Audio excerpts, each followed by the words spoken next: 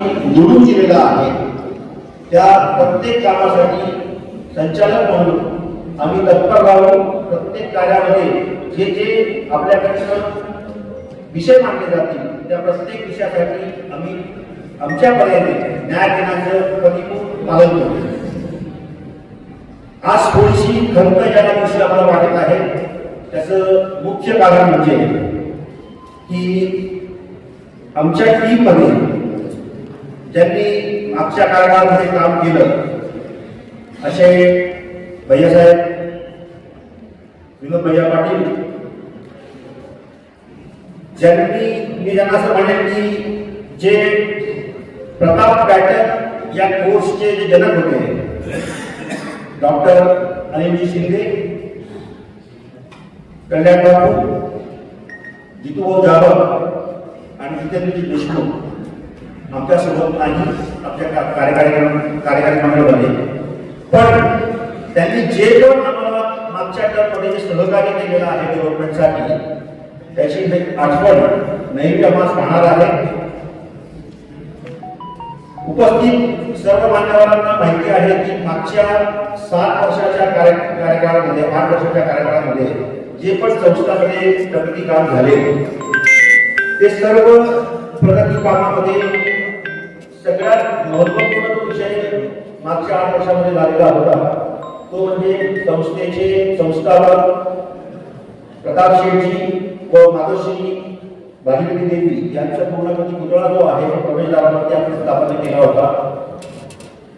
संस्थेमध्ये आपण 35,000 स्क्वेअर फूटची इन्स्टिट्यूट ऑफ मॅनेजमेंट अँड टेक्नॉलॉजीसाठी आपण एक इमारत बांधली. आपण पाहतो की प्रत्येक बांधकाम जे आपण करतो त्या बांधकामामध्ये पीडब्ल्यूडीच्या एस्टिमेट डेटाप्रमाणे टेंडर काढलं जातं. पण मला आठवतं की 2018 वर्षी ज्यावेळी संचालक म्हणून निवड झाली तर पहिल्या मीटिंगमध्ये घेतलं होतं की आम्हाला जे पण काम करायचं आहे ते लेबर कॉन्ट्रॅक्ट बेसिसवरती करायचं आहे. त्याचे 3 फायदे आम्हाला संचालक मंडळाला भेटले. पहिला फायदा म्हणजे की जो 18% जीएसटी कॉन्ट्रॅक्टरला द्यावा लागतो तो संस्थेचा वाचला.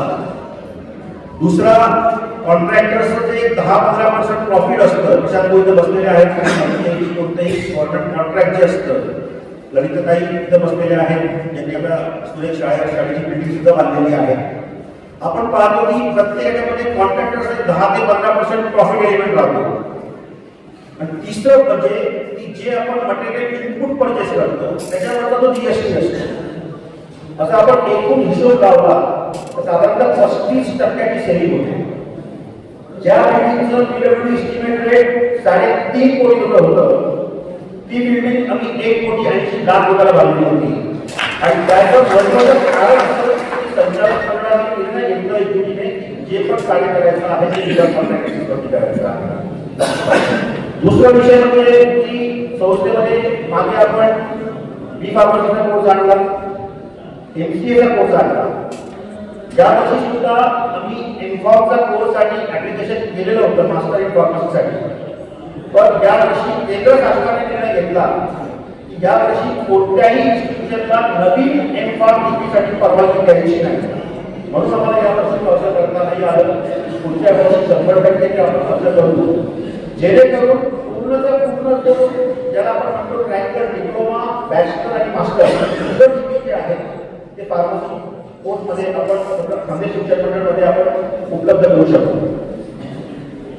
तिसरा महत्त्वाचा विषय की ईबीआय स्कूल जे आहे त्याचं पूर्ण नूतनीकरण आम्ही केलं की जेणेकरून विद्यार्थ्यांना चांगली सुविधा जी आहे ती संस्थेच्या माध्यमातून घेता येईल.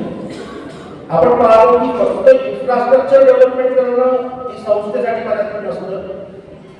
जे प्राध्यापक आहेत जे टीचर्स आहेत त्यांचं अकॅडमिक इव्हॅल्युएशन जे आहे ते पण चांगल्या रीतीने झालं पाहिजे. कोविडच्या पिरियडमध्ये आपण पाहिलं की ऑनलाईन शिक्षण जे होतं त्याचं जो वेग होता तो वाढलेला होता आणि त्याचाच फायदा घेत संस्थेने एक चांगला समोर एक सेमिनार हॉलची बांधणी केली. त्याचं उद्घाटन स्मिताताईंच्या हस्ते 4 महिन्याच्या अगोदर झालेलं होतं आणि त्याच्यामध्ये प्राध्यापकांना रेग्युलर बेसिसवरती ऑनलाईन ट्रेनिंग आणि सेमिनार जे आहेत ते करता येतील, जेणेकरून त्यांची शैक्षणिक गुणवत्ता जी आहे ती अधिक वाढेल. आणि त्यांची शैक्षणिक गुणवत्ता वाढली की इंडायरेक्टली मध्ये जे विद्यार्थी आहेत त्यांना पण चांगलं शिक्षण मिळू शकेल. या अनुषंगाने आपण त्या सेमिनारची बातमी केली. त्याच्यानंतर ऑडिओ व्हिज्युअल एक हॉल आम्ही बांधलं, त्याचं उद्घाटन माननीय श्री चंद्रकांत पाटील यांच्या हस्ते आपण केलेलं होतं. आणि त्याच्यामध्ये जे आपण ऑनलाईन एज्युकेशन देतो त्याच्यामध्ये प्रत्येक कोर्सचा जो सिलेबस असतो त्याचा प्रॉपर रेकॉर्डिंग झालं पाहिजे. जे विद्यार्थ्यांना त्यांचा स्वर आहे त्यांचं गाण्याचं रेकॉर्डिंग झालं पाहिजे. अशा प्रकारचा सुसज्ज असं आपण ऑडिओ व्हिज्युअल हॉल जो आहे तो संस्थेमध्ये मागे बांधला. आपण राज्य स्तरावरती नाही, राष्ट्रीय स्तरावरती नाही, तर आंतरराष्ट्रीय स्तरावरचं आपण हिंदी विषयाचं एक सेमिनार जे आहे ते सेमिनार या सेमिनार हॉलमध्ये आपण घेतलेलं होतं. त्याच्यामध्ये जपानमधलं आणि वेगवेगळ्या देशांमधनं जे स्पीकर्स होते त्या स्पीकरना आपण इथं बोलवलं. त्याचं कारण असं आहे की विद्यार्थ्यांना त्यांचं दृष्टिकोन जो आहे, त्यांचा विजन जो आहे तो विजन बऱ्यापैकी वाढलं पाहिजे. या अनुषंगाने आपण इंटरनॅशनल कॉन्फरन्स प्रथम महाविद्यालयाच्या प्रांगणामध्ये आपण अरेंज केल्या. अशा वेगवेगळ्या प्रकारचे सेवा कार्य होते ते सेवा कार्य आम्ही संस्थेमध्ये केले. मला सर्वांना सांगायला आनंद वाटतो की खाद्य शिक्षण मंडळाची निवडणूक जी आहे ही संस्थेच्या ट्रस्टी म्हणून आम्ही आहोत, संस्थेचे मालक म्हणून नाही. त्याचा भान ठेवून येणाऱ्या 3 वर्षाचे कार्यक्रम कोणत्याही गोष्टीमध्ये, कोणत्याही संचालनामध्ये कोणत्याही प्रकारचं चुकीचं काम होणार नाही याची मी आपल्याला ग्वाही देतो. आणि जे पण कार्य मी करू ते विद्यार्थी केंद्रित राहून जे पण कार्य राहतील ते सर्व कार्य संस्थेमध्ये केले जातील. येणाऱ्या काळामध्ये आमचे काही विजन्स आहेत जे इलेक्शन पूर्वी सुद्धा आम्ही नमूद केलेले होते. आपण पाहत आहोत की सगळ्यात जुनी शाळा जर आपल्याची असेल तर ती आहे प्रताप हायस्कूल.